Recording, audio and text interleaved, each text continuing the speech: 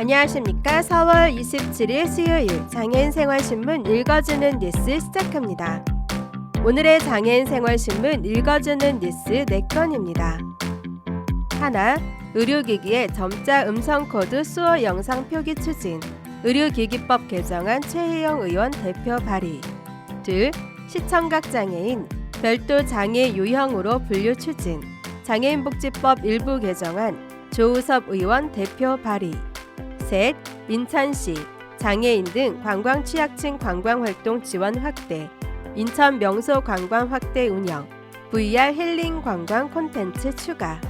넷, 바닥 면적 50제곱미터 이상 음식점, 편의점, 출입구 경사로 설치해야 장애인 등 편의법 시행령 개정안 국무회의 의결.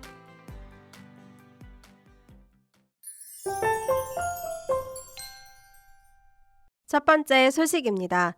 혈압계와 혈당 측정기 등 의료기기의 점자와 수어 영상을 표기하는 법안이 추진됩니다. 더불어민주당 보건복지위원회 최혜영 국회의원인 4월 20일 제42회 장애인의 날을 맞아 의료기기의 주요 안전정보를 점자 및 음성, 수어 영상 변환용 코드 등 장애인 당사자가 인식할 수 있는 방법으로 표시하도록 하는 법안을 발의했습니다. 법안에는 이 밖에도 식약처장은 의료기기 제조업자 및 수입업자가 점자 등 표시에 필요한 행정적, 재정적, 기술적 지원을 할 수 있도록 하며 장애인의 의료기기 안전정보 접근성 보장을 위한 표시 방법과 기준 개발, 교육, 홍보, 소프트웨어 개발 보급이 가능하도록 하는 내용이 담겼습니다. 국립재활원이 4월 20일 발표한 2019년부터 2020년 장애인 건강보건 통계 주요 결과에 따르면 고혈압, 당뇨병 등 만성질환이 장애인 동반질환 상위 순위를 차지하는 것으로 나타났습니다. 이 때문에 많은 장애인 당사자가 혈압계, 혈당 측정기 등 다양한 자가사용 의료기기를 사용하고 있으며 최근에는 코로나19 대유행에 따라 체온계, 산소 포화도 측정기 사용도 늘어나고 있는 추세입니다. 그러나 현행 의료기기법에는 의료기기 안전정보의 점자, 음성 코드, 수어 영상 제공과 관련한 법적 근거가 없다 보니 대다수의 자가사용 의료기기가 사용 정보를 제한된 방법으로만 제공하고 있어 시각, 청각 장애인들이 제품에 대한 기본적인 정보 접근이 어려운 상황입니다. 이에 장애인 당사자가 인식 가능한 방법으로 안전정보를 표시하도록 하는 의료기기법 일부 개정 법률안을 대표 발의한 최희영 의원은 지난 20년간 시각장애계에서 요구해온 수건사업이었던 의약품 점자 및 음성지원 코드 표기 의무화를 골자로 대표 발의했던 약사법 개정안이 2021년 6월 드디어 통과됐습니다. 하지만 장애인 당사자의 건강권 보장을 위해 접근성이 강화되어야 할 분야가 아직 많이 남아있다고 지적하며 누구나 만성질환 관리, 건강상태 측정 등 건강관리를 할 수 있도록 의약품과 마찬가지로 의료기기도 장애인에 대한 정보 접근성을 보장하는 의료기기법 일부 개정 법률안이 조속히 통과되어야 한다고 강조했습니다. 다음 소식입니다. 국토위, 예결위, 광주 북구갑, 조우섭 더불어민주당 국회의원이 4월 20일 장애인의 날을 맞아 시청각 장애인을 별도 장애 유형으로 분류해 정확한 실태 파악, 수요와 요구에 맞는 복지를 강화하는 내용의 장애인복지법 일부 개정안을 대표 발의했습니다. 시청각 장애인은 시각과 청각의 기능이 동시에 손상된 장애인으로 다른 장애인에 비해 상대적으로 의사소통 및 정보 접근성이 열악하고 일상생활에서 지원이 절실합니다. 우리나라에서는 시청각 장애가 별도의 장애 유형으로 분류되지 않고 있어 관련 현황에 대한 실태조사나 지원이 미비한 실정입니다. 현행법은 국가나 지자체가 시청각 장애인을 대상으로 직업재활, 의사소통, 보행, 이동훈련, 심리상담, 문화여가활동 참여 및 가족, 자조모임 등을 지원하기 위해 전담기관을 설치 운영하는 등 필요한 시책을 강구해야 한다고 규정하고 있습니다. 이에 이번 개정안은 시청각 장애인의 정확한 실태를 파악하고 시청각 장애인 자조단체 구성과 비용 지원의 근거를 마련하는 내용을 담고 있습니다.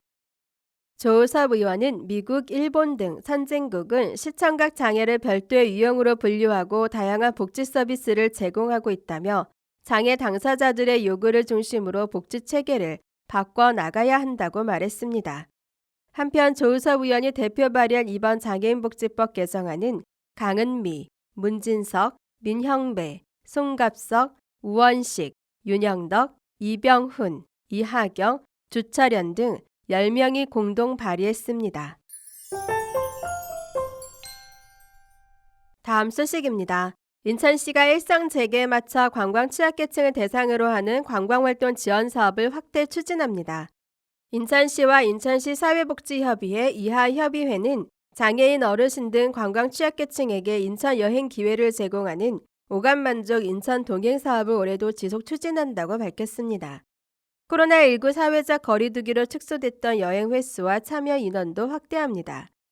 2019년부터 추진된 오감만족 인천 동행 사업은 관광 취약계층의 관광 향유 증진을 위해 자원봉사자와 함께하는 무장애 여행, 한부모 가정 가족 여행, 아동 청소년 체험 여행, 어르신 온천 유람선 여행, 비대면 VR 힐링 관광 등 맞춤형 여행 기회를 제공해 참여자들에게 큰 호응을 얻어왔습니다.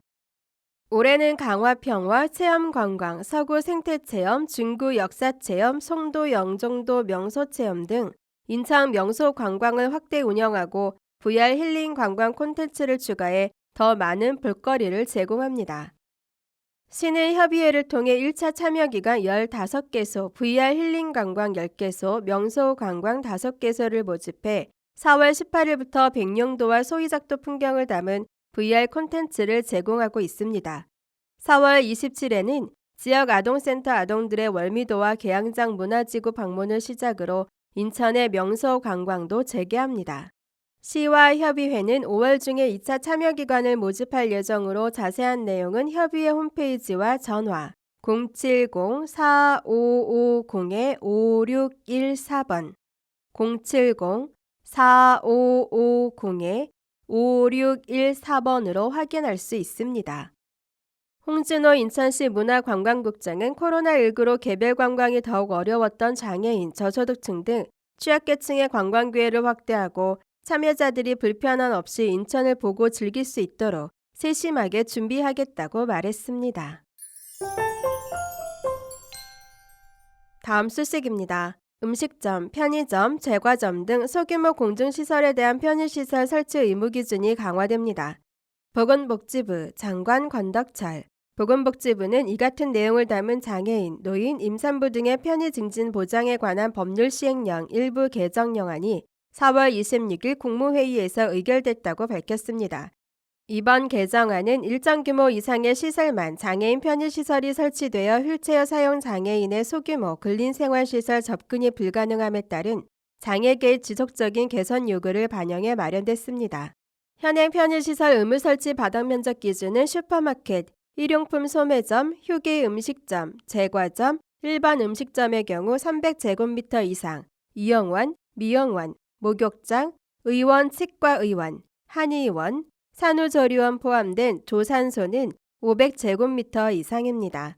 개정 시행령은 2022년 5월 1일부터 시행되며 신축, 증축, 별동 증축, 개축, 전부 개축, 재축되는 소규모 근린생활시설에 한해 적용해 기존 건물 자영업자 등 소상공인의 경제적 부담을 최소화했습니다.